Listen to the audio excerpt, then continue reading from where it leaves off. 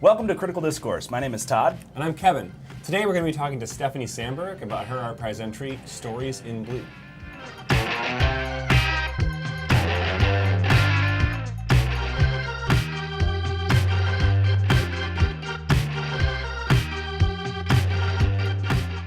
All right, Stories in Blue is one of 25 Artist Seed Grants that went out. What is the Seed Grant program for, Kevin? The Artist Seed Grants is a program that we've run for a couple years. It's a $50,000 fund, and it goes to 25 artists in $2,000 grants. Okay. And so artists can apply for that when they're signing up for ArtPrize, and it's adjudicated by a third-party committee that we've put together.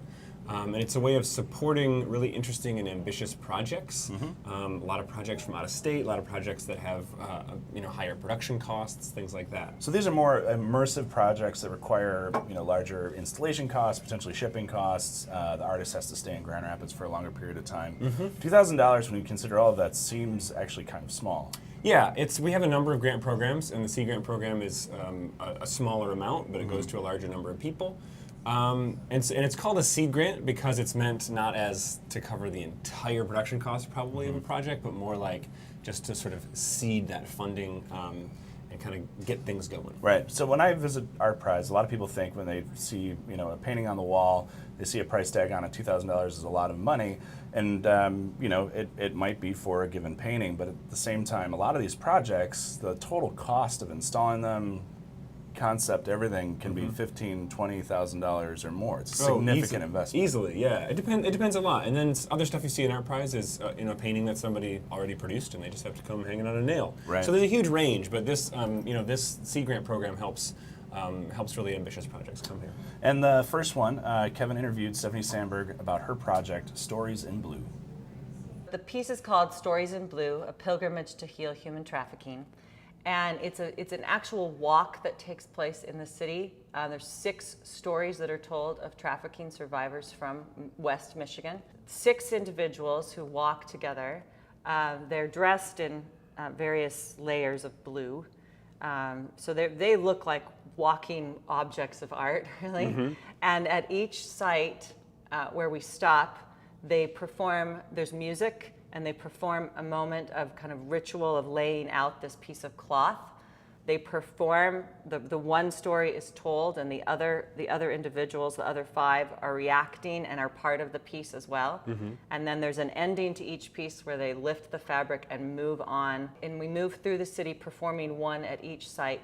And then there's a permanent installation of photography and video that is in Crossroads Bible Church.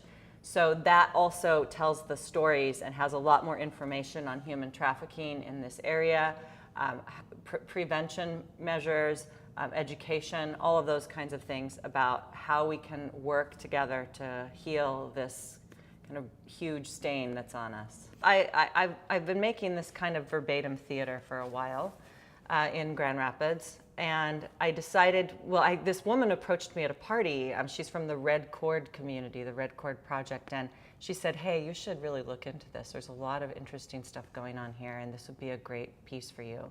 And I was like, oh, okay. It's something I hadn't ever approached before, so I started to look into it. I started to talk to survivors that people introduced me to.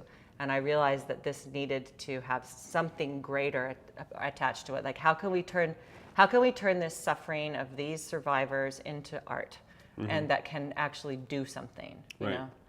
So I met with Matt Daly, who's an urban geographer and historian, and he said, this is what you should do. You should go to the city archives and look up they have a big book, a huge book that they bring out on a cart if you ask to see it, and it's an arrest book from the 1920s and 30s. And I looked through it and found out the addresses and places where where people were picked up for soliciting prostitution. And of course, they're never picked up for buying the prostitute. The woman is picked up for soliciting prostitution. Yeah. So we found those sites, and we found out where the majority of brothels and little there's pop-up brothels too, or streetwalker areas were in the city. So we're following a route that is at each stop is sort of close to one of those sites of where it happened historically. But if you go down by the river in Grand Rapids, like where there used to not be a wall, it just flooded every year.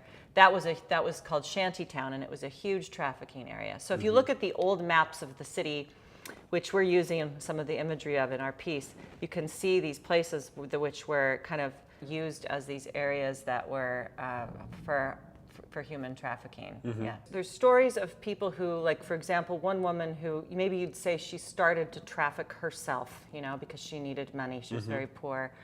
Most trafficking is rooted in poverty.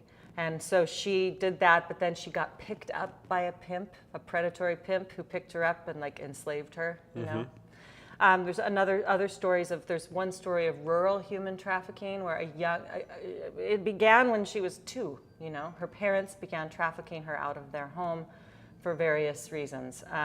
It's awful that children would be put into any situation like that. This has been going on for a long time. Yeah. And that Michigan is unfortunately number 2 in sex trafficking in the country.